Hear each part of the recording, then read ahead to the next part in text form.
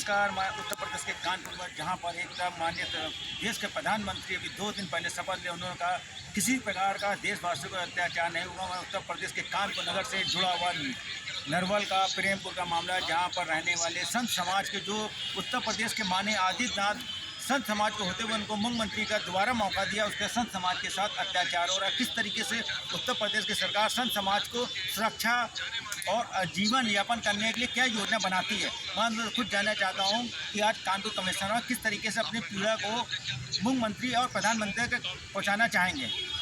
आप पहले अपना इंडियन क्राइम आपका स्वागत करता है, नमन करता है। आज क्या मामला है जो कानपुर पुलिस कमिश्नर में हुआ है, अपना नाम बता दीजिए। मेरा नाम सोम प्रताप द्विवेदी उर्फ सोमा दंडी स्वामी है।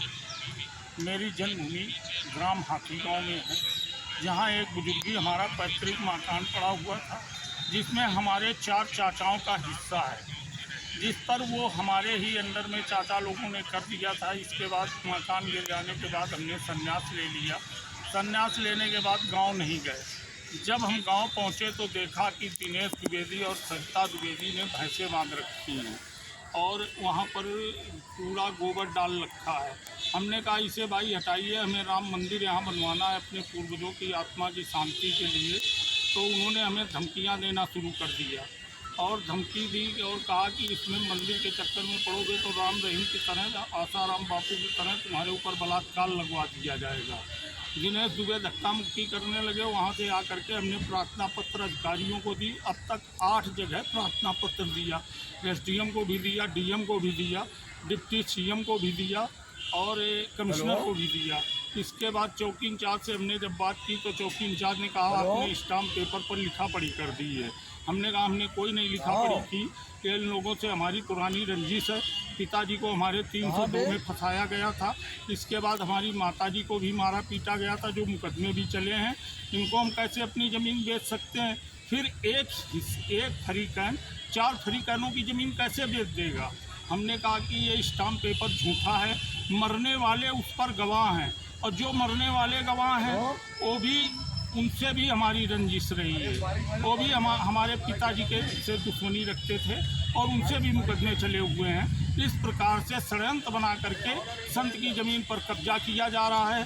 संत को न्याय नहीं मिल रहा है, संत जगह जगह भटक रहे हैं और अगर हमें न्याय नहीं मिलता है तो 1 महीने तक देख रहे हैं। संत के पास पैसा है नहीं, संत क्या करेगा इस गरीबी हालत में? संत रोटी खा के अपना पेट पालना तो संत के लिए मुश्किल होता है। संत भजन करता है और रोटी कहीं से मिल जाती है उसी को पा लेता है। इसके बाद भी संत कहाँ से पैसा लाए जो कचहरी में दौड़े और कागज़ दौड़े और कहाँ तक दौड़े और किराया भाड़ा कहीं फ्री किया नहीं गया है, न सरकार द्वारा कोई सुविधाएं हैं संतों के लिए। इसके बाद संत क्या करें? तो हम जा कर के वही योगी आदित्यनाथ के सामने जाके अनशन कर लेते हैं।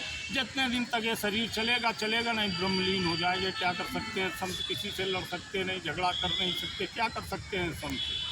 आप किस और से अगर हमारी कहीं मृत्यु हुई या किसी ने हमें मारा तो इसकी जिम्मेदार सिर्फ योगी आदित्यनाथ होंगे और योगी आदित्यनाथ ही इसलिए होंगे कि इनके अधिकारियों ने अब तक कोई सुनवाई नहीं की। हम बराबर कंप्लेनें दे रहे हैं, हमें जान माल का खतरा भी बना हुआ है दिनेश द्विवेदी द्वारा। आप किस अपने जो संत समाज है किस समाज से जुड़े हुए हैं? हम मतलब गद्दी आपके कौन सी है? हम मठ से जुड़े हुए हैं, शंकराचार्य मठ से। हम दंडी स्वामी हैं। प्रमाण पत्र नमस्कार। आप देख सकते हैं जो संत की पीड़ा है और हिंदुस्तान में माना गया संत सर्वप्रथम माना जाता है, उनको पूजा जाता है।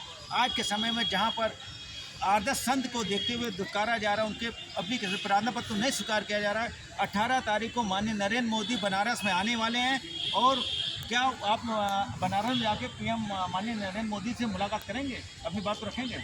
हाँ, नरेंद्र मोदी से अपनी बात को रखेंगे, मगर वहाँ कोई सुनने वाला ही नहीं होगा, ये हमें पता है। तो वहाँ जाने से ही क्या फ़ायदा? देखिए, आप समझ सकते हैं संत के अंदर कितना क्रोशित है, क्योंकि अपने जीवन के यापन में संत समाज को अलग माना गया है, पूजने किया गया, उसके साथ इनके अत्याचार हो रहा है। मैं इंडियन क्राइम के साथ गौरव निगम के साथ आकाश